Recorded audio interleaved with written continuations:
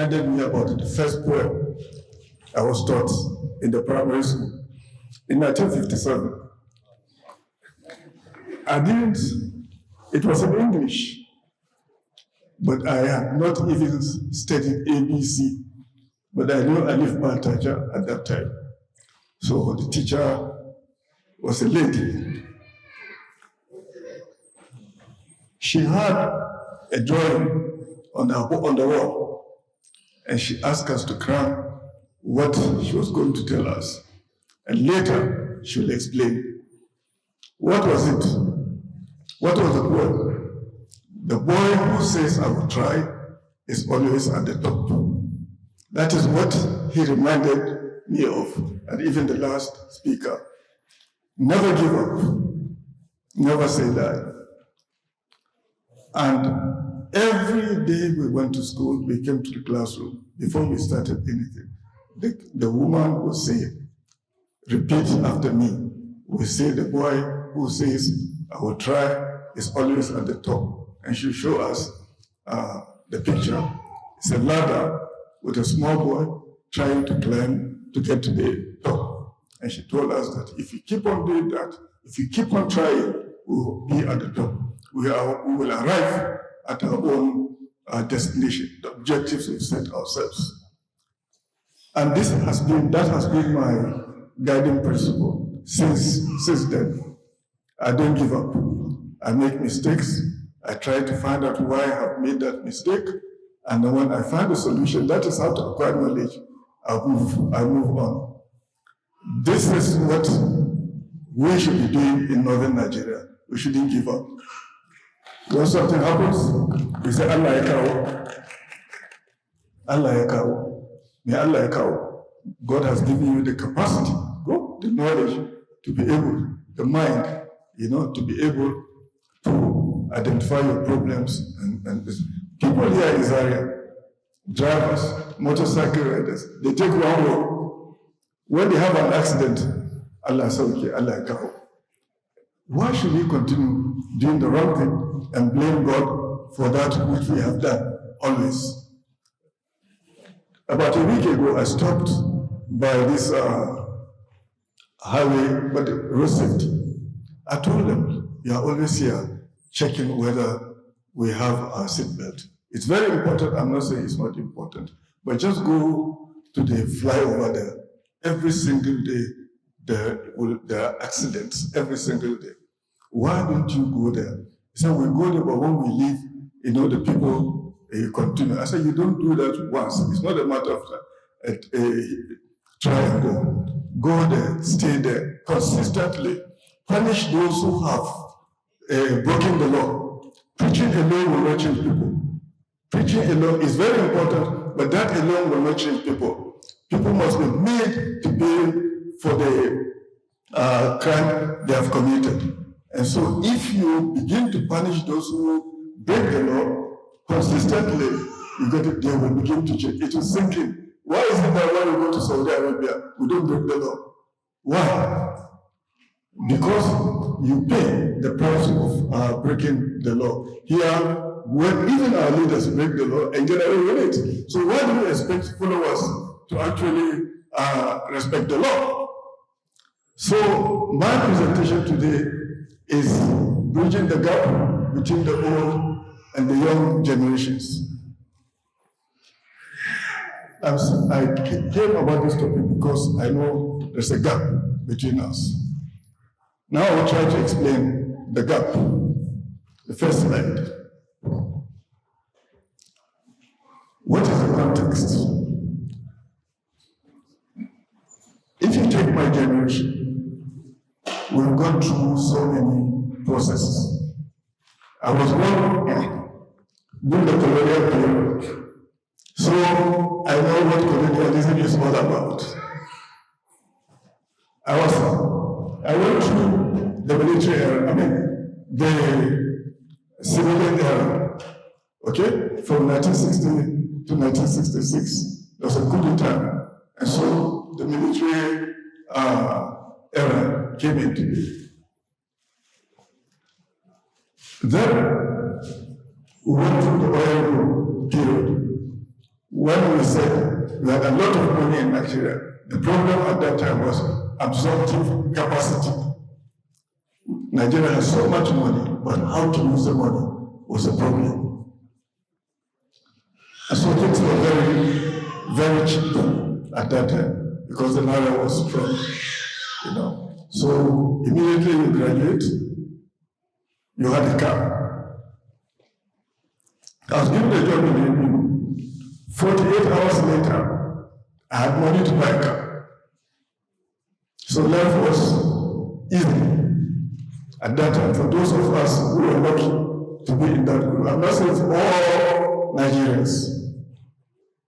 Then we were analog. We had, when I was young, we had bush radio. Bush radio. It's a small radio with a big battery, like a car battery at that time. Later, it was, we used electricity. And the radios were very big. And in some local governments, in some towns, they didn't have radio at all. They had what we call rediffusion boxes. Rediffusion boxes. The local government came and kept a small box in your house, in your living parlor. You have no option as to what to listen to. It is what is given to you that you listen. You don't have any choice. From there, we had this radio. Then, we began to have transistor radio using battery. From then on, we now have digital radio. The society is being transformed. Even when this handset started coming, we didn't have smartphones. We had something. Remember this 090, which we had in Nigeria before. And then we have traditional versus social media influence now. We come under so many influences today.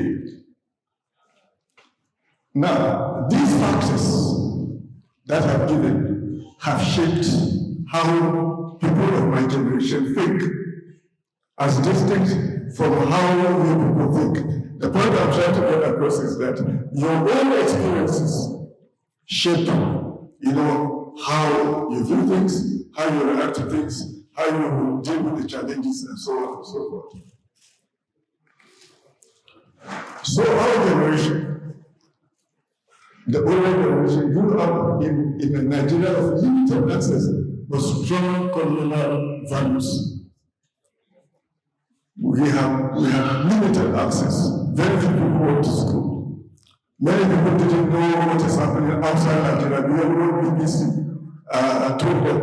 There was no social media at all, but the community was very close. I can tell you, in 1970, we're talking about a movement into Zaria. In 1970, I rode a bicycle from the MTD junction. I keep on giving this story to show how Zaria has changed. From MTD junction, I borrowed a bicycle from a friend. I was taking the bicycle to his house, to him in Samaru. I rode that bicycle from the MTD junction to Samaru. Only 2 vehicles overtook me. 2. And there was one also going to the top, making 3. To tell you, there weren't many vehicles at that time, even in 1970. Then your own generation, the younger generation is growing up in Nigeria of global exposure. You have global exposure. Now you know so many things. Every minute, as I was sitting there, every second, information was coming into my handset. Every second. If I'm going to place it here, every second a message was coming. Somebody could say this, even information overload. The point I'm making is that you people have global exposure. I remember when I was a student in France, I came back to Zaria. MTN and not Nitel was at work. Had a telephone in my house. When the telephone breaks down, I would go to Nitel maybe 5-10 times before somebody pitches me to come to fix it. To even pay my bill was a problem. You went to the bank, paid the bill, you queue out to pay the bill. There's a box there, you put one of the receipts there. That was not enough. You came back to night and there was somebody who put it in another box there. This man there, somebody will now write all the details. Times he tell me he's tired, he has to go. So one day I got fed up, I got annoyed. I said, look, you people, you don't know what is going to eat you. Very soon, nobody will come to this office again. Technology is moving.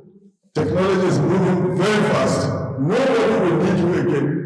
We will sit in our own houses, buy our own handsets, and then communicate with everybody across the world. Because at that time I was exposed to the new technology, GSM technology coming. I was in France then. So, what has happened? Do you see United Nations there? At that time, to even send fax, we have to go to Kaduna. This Kakuli junction, go to Kakuli, they're small, you have to go there in order to send fax message. But the world has changed. You have global exposure.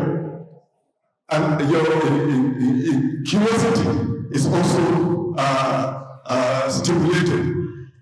But, I'm not finished. But there's also economic pressure. We are facing economic pressure today with all the reforms that we are going through. There's unemployment, there's no doubt about it. How we are dealing with some of this pressure is what the first two speakers have mentioned. So, but you see, these two different work outlook experiences, generate different reactions, reacting to different realities. Your reality is different from my own reality. You didn't go through the experience I went through. You get it? I'm trying to see things differently. I also see these things differently. Just by the fact that I have gone through some of your own realities. Let's continue.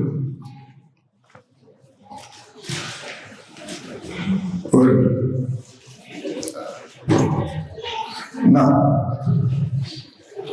so these things generate tension.